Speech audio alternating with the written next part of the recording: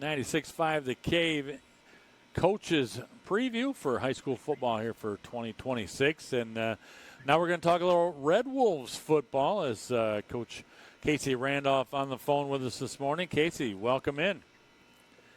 Thanks for having me. Appreciate it. Thanks for making it work. So, Clinton football, it's going to be a good year again. You bring some, you always talk about who you've lost, but boy, this year, when you talk about Clinton and what you have coming back, you got quite a bit, especially when you look at, the quarterback with his experience, second full season, is a guy, he's a nice guy to be able to build a program around.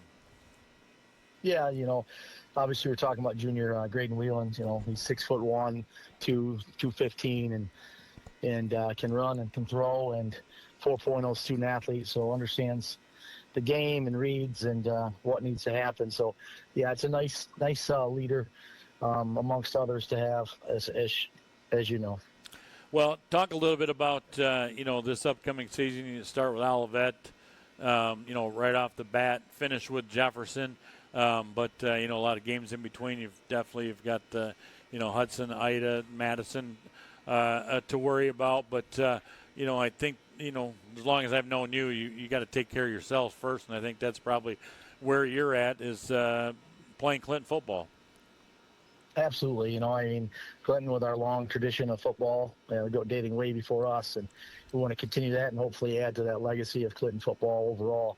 But our schedule's as tough as anyone's. We're up at Division VI this year. We picked up 2 non-league opponents, like you said, in Olivet, who was runner-up a couple years ago, made the playoffs almost every year in the last 20-plus years. And then we have the Monroe Jefferson Division V to finish, who made it to the Final Four, the semis last year, and picked up a couple of guys since then as well. So, we're looking forward to a challenging season.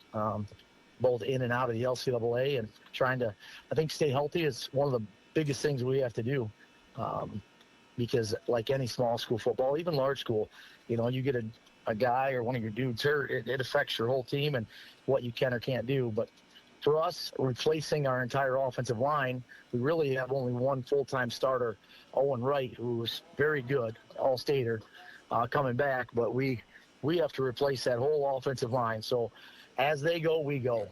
Those guys are the most important on the field, and so their development and how quickly we can bring them along is going to be essential to our success. Now, our skill positions, we bring back quite a bit. Obviously, we already talked about Graydon Whelan, what he brings to the table, but senior Dakari Garrison, is a legit 4-5 guy that can run the ball, catch the ball, and is pretty good defensively as well. We have Braxton Randolph, junior, returning starter at H-back or the 4, and inside linebacker. Got some all-conference accolades, as well as Whelan, Wright, and Garrison. So, we have some guys coming back, and we filter in a lot of other guys as well, and in the skill positions. So we're looking forward to what we're realizing our capabilities, but also, developing and just getting better every week. Well, I think, looking at this squad, it's interesting. It's been a theme with a lot of the coaches this year is having to rebuild the offensive line this year. That's been a lot of different guys have mentioned that to try to get that going. So that's definitely a theme around. But looking at what, Graydon coming in now, as a junior, and talking about a guy like Garrison and different things with Helshack and Braxton, do you plan on opening up a little bit more this year, or are you trying to stick true to what you've done in the past? Well, I think we quietly opened up last year a little bit. You did. I believe that Graydon had, I'm not really much of a stat guy, so I apologize. He had like 27 touchdowns and threw for like 1,400 yards. So if you look at what Clinton has been doing over the last decade, we did open up quite a bit. And we're going to take what's there. We're going to be a run-heavy team. We want to control the clock, pound the rock. But there's a lot of other things we can do too. So I think we surprised some people. We alluded to that going into last season, and we opened it up a little bit. It took us a while to really get going and really settle in. because it's one thing to understand a play. It's another thing to understand what the defense is trying to take away and what your next reads and for read progression is. That takes time, and that takes game time, not just practice. You can't simulate everything in practice with some of your younger guys all the time. So as you saw, and we had some guys out early, which attributed to a little bit of a slow going with that. But we are ahead of where we were last year. We like where we're at as far as understanding our offense, how we've integrated it with our T, how our quarterback is efficient, has options to audible, has options to run or throw, and guys that will go up and catch the ball. But also how our offensive line is developing. We're going to miss some of those big hogs we had up front, but we think we're going to be more athletic, stronger, faster on the offensive line, just not as big as we have been in the past, which I'm fine with that.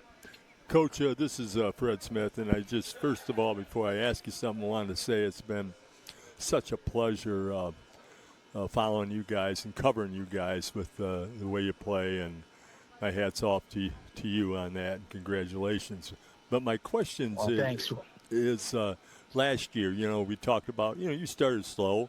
You were in the midst of a transition and lost the game to Monroe CC, and then you beat them in the district championships at Monroe CC. And you've had many, many big wins. That has to be one of your biggest, isn't it? Yeah, it was definitely, I consider that what we call program win. You ain't kidding.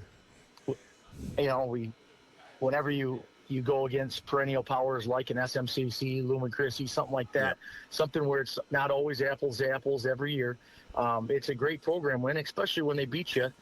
They had 3 straight wins against us, and that did not set well with any of us. And we have a tremendous staff, and we game planned, and we finally got some guys healthy, in mid to late season, and it showed on what we were able to do, how we were able to control the line of scrimmage, how we were able to integrate, injured guys coming off injury like Bryce Randolph and Ben Scooter and Jaron Settles, and those guys were, key components for us last year on a run, and we did. We had some great wins.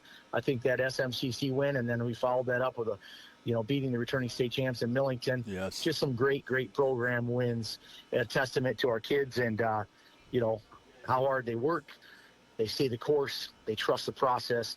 They allow themselves to be coached hard and coached with love and positivity, but also, hey, when the rubber meets the road, it's time to get after it. So,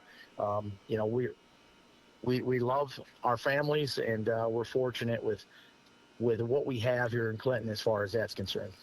Well, I know you guys did a lot of 7-on-7 stuff this year. How is that going to help it translate come to season time? Our ability to run routes, timing, quick releases from the quarterback, but on the defensive side of the ball, to be able to cover things, trust our read, and even go to our secondary read at times, play different coverages, rotate guys in and out, be aggressive on defense, attack the football.